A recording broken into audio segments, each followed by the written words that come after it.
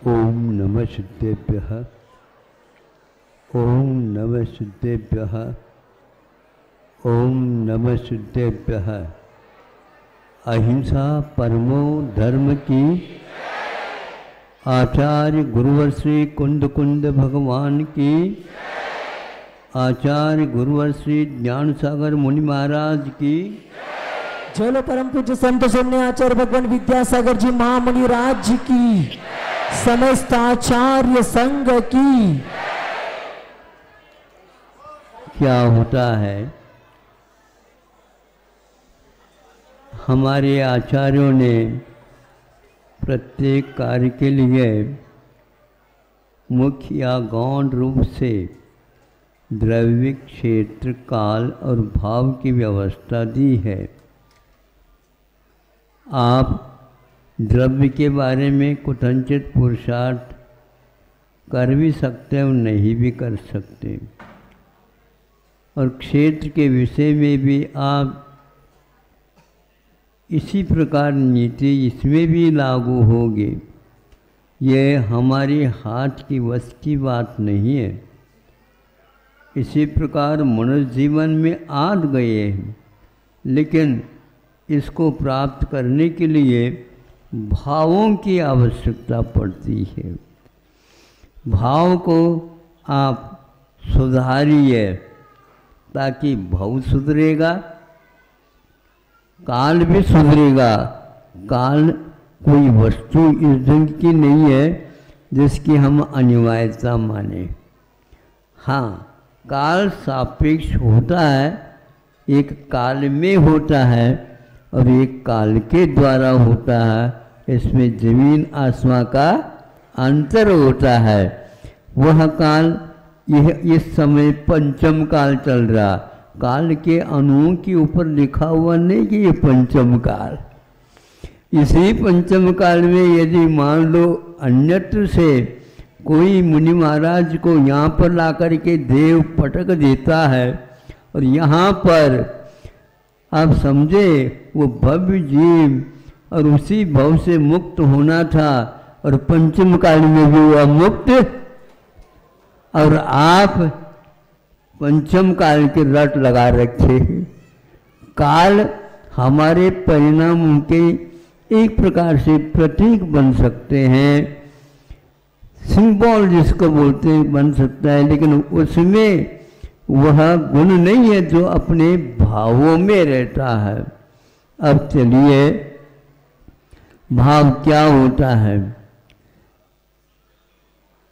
वृक्ष पर आम लगे हैं, आम लगे हैं तो वह धीरे धीरे विकास करता है। पहले वह फूल के रूप में आया, फिर बाद में धीरे धीरे फूल सूख गया और वह आम धीरे धीरे पनपने लगा। उस फूल में यदि आम है तो फूल को अच्छे संग्रहित कर लेना चाहिए। अब आम की प्रतीक्षा कर लेना चाहिए। करोगे नहीं? अरे फूल ही तो आम बनेगा, बनेगा बनेगा। इसकी अभी इस काल में पक्व होने की क्षमता नहीं है, और वह जब तक वृक्ष पर रहेगा तभी पकाव को देगा। पहले से उतार करके रख दो। अब देख लीजिए, काल को माना है, काल में माना है, लेकिन काल से काम नहीं होता। उसको तृतीयांत यानी उसको उपकरण करण के रूप में स्वीकार नहीं किया गया, और कहीं कहीं पर किया भी गया है। काल समय पर डाल पर लगा हुआ आम धीरे धीरे पकता है। धीरे धीरे ये काल की विवक्षा में कहा गया है, लेकिन वह तोड़ करके हम किसी बक्से में रख दे और काल की माला फेरते चले जाए तो वह सूख जाएगा। न फूल आएगा, न फल आएगा, न अचार बनेंगे और न कैरी बनेंगे। निकल जाएगा।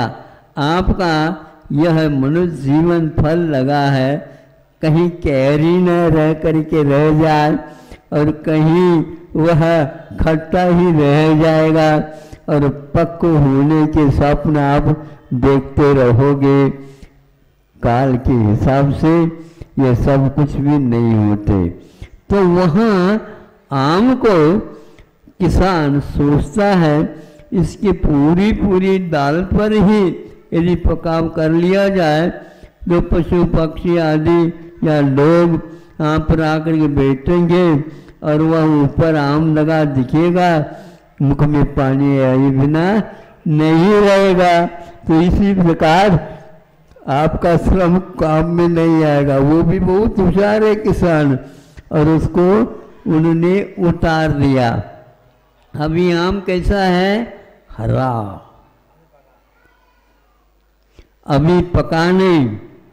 उसने एक बार उसको निकाल दिया, एक को या दो को, और सोचता है ये पकने योग्य है क्या? नहीं। आप तो खाने की और बात करते हो, लेकिन वो किसान नहीं, सब लोग इसका मीठा स्वाद ले सके उसके लिए क्या करता है? इसकी परीक्षा करता है। उस आम में ऊपर से हरा है और भीतर से अभी खट्टा है, लेकिन ध्यान रखो अभी वह पीला भी नहीं बना, किंतु भीतर आप की ओर देखते हैं उसमें सुनहरी रंग फूटना प्रारंभ हो गया है।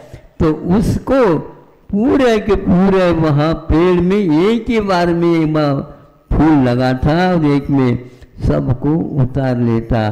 फिर भी ऊपर से जो इसकी पकने की क्षमता नहीं है उसकी पहचान करके वैसे को वैसे रख देता है। बंदर वगैरह खा लेंगे। हाँ देखो, सुनो, अभी अभी ऐसा नहीं पकाता हुआ है, वह अनुपात से उतार करके कहाँ रखता है?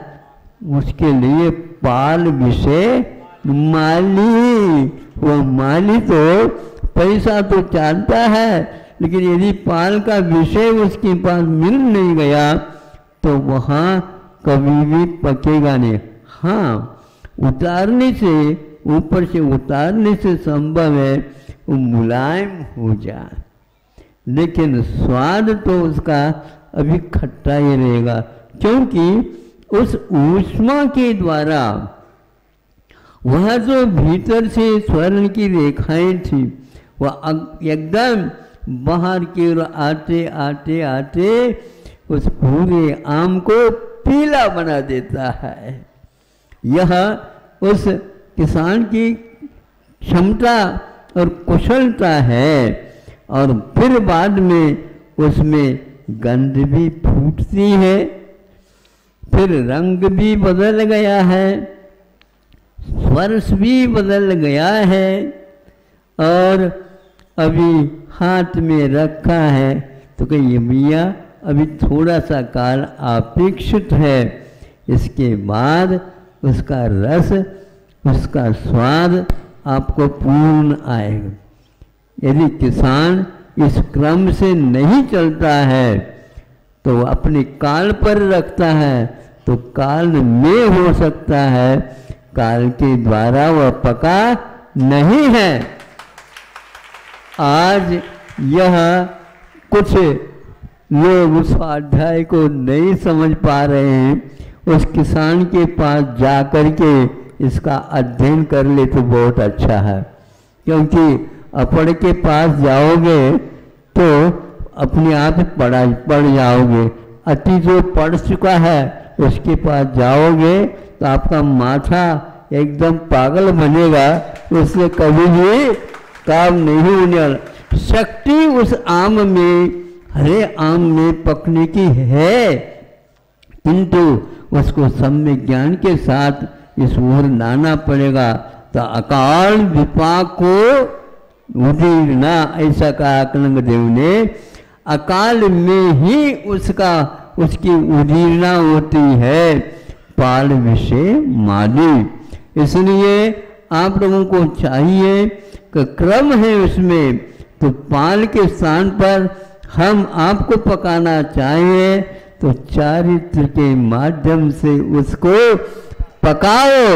यदि चारित्र नहीं मिलेगा मोक्ष का मार्ग नहीं खुलेगा, और मोक्ष का मार्ग नहीं खुलेगा तो मोक्ष की ओर देखने से मोक्ष टपकने वाला नहीं है। आप हाथ में रखो रखो रखो, इससे कुछ नहीं हो।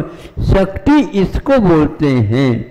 प्रत्येक पदार्थ के पास जो शक्ति है वो शक्ति काल के साथ ही उद्घाटित होता, किंतु बाहर से जब तक उसमें पुरुषार्थ नहीं होगा तो वह तीन काल में ऐसा पकने वाला नहीं है। एक बहुत अच्छा सुंदर राजवार्षिक में वार्षिक आई है, उसमें ये लिखा उन्होंने कि यह उदीरना का क्रम उदय के बिना नहीं हो सकता, लेकिन जहाँ जहाँ पर उदय है वहाँ पर उदीरना हो भी सकती है और नहीं भी हो सकते। यह देख करके ही आज हम मनुष्य भाव मुक्ति के लिए कारण है। किसी को भी मुक्ति नहीं मिलेगी। क्यों नहीं मिलेगी? आचार्य कहते हैं इस प्रकार के पाप गलाने योग्य नहीं है आपके द्वारा, उसके लिए अलग ही विशेष वस्तु चाहिए। जैसे कि उन्होंने एक स्थान पर कहा है कि छेदोपस्थापना नहीं, परिहार विशुद्ध रूप जो संयम है हर एक को प्राप्त नहीं हो सकता। उनके चरणों में, तीर्थंकर उनके चरणों में भी आप बैठोगे तो हासिल नहीं होगा, क्योंकि उसके लिए अलग ही कुशलता, विद्वत्ता और परिणामों की आवश्यकता है। उस व्यक्ति के स्वामित्व के बारे में उन्होंने उल्लेख किया है, वो कम से कम 30 वर्ष तक इस क्षेत्र में, यानी भरत और ऐरावत क्षेत्र में 30 वर्ष चाहिए, और विदेह में यदि करते हैं तो वहाँ पर भी उन्होंने अल्प समय में, यानी 8 वर्ष अंतर्मुक्त के बाद और 6-7 वर्ष तक करने से 16 वर्ष तक वह तैयार हो सकता। आधी उम्र चली गई, ये हम कहा तो वहाँ पर उस कॉलेज से आप चले जाते, काम हो जाता। यहाँ पर क्यों आया? यहाँ वह नहीं मिल सकेगा। तो इस प्रकार आचार्यों की जो भीतरी गुत्थी है, जो तत्व की व्यवस्था है, उसको हम समझ सकते हैं। जल्दबाजी करने से काम नहीं होगा। हाँ, आपके करने से जल्द काम हो सकता है, लेकिन आप जल्द के साथ बाजी लगाते तो क्या होता? वो जल्दबाजी हो गई। छोटे बच्चों के समान बड़ों तो नहीं करना चाहिए ना, जल्दबाजी नहीं करो। मैं उर्द हो गया, हमारी बात मानो। हम मान लेंगे, लेकिन आप जल्दबाजी कर रहे हैं अभी भी, इसलिए तो रह रहे हैं। अब घर में आज तक रिकॉर्ड देख लो, घर में किसी को केवल ज्ञान क्यों नहीं हुआ? जब तीर्थंकर है, अरे उनका तो ठेका ले रखा है, करके रहेंगे। हाँ रहेंगे, हम पूछना उनको चाहते हैं। आपका वह से नाराज संगठन भी है, ये समझे। ज्ञान तो विपुल मात्रा में है, दीक्षित होते ही शुद्ध केवली भी आप बन जाते हैं। और ज्ञान भी है, मनोपर ज्ञान भी है, और मति ज्ञान शुद्ध ज्ञान भी है, और दीर्घ संगणन भी है, और 6 महीने तक प्रतिमा योग धारण करने की क्षमता भी है। तो वहीं पर एक कमरे में बैठ करके ये प्रश्न हल्का नहीं है, ध्यान रखो। हाँ, ये प्रश्न आपको ऐसा झकझोर लेगा, 3 काल में नहीं हो सकता, क्योंकि घर में आज तक आप रह गए, लेकिन तीर्थंकर हो या न हो इससे कोई मतलब नहीं। उसके लिए तो आपको वहाँ पर जाना ही पड़ेगा। कहाँ पर जाना पड़ेगा? पहले घर से बाहर निकलो। और विश्वनाथ भगवान को एक प्रकार से जबरदस्ती इंद्र ने हाँ एक और नीला जला, एक नीला जला नहीं महाराज, एक और नीला जला का नाटक दिखाया। ये नाटक का रहस्य भगवान ने तो पकड़ लिया, बाकी सब यूं यूं गर्दन करते हुए बैठे हैं।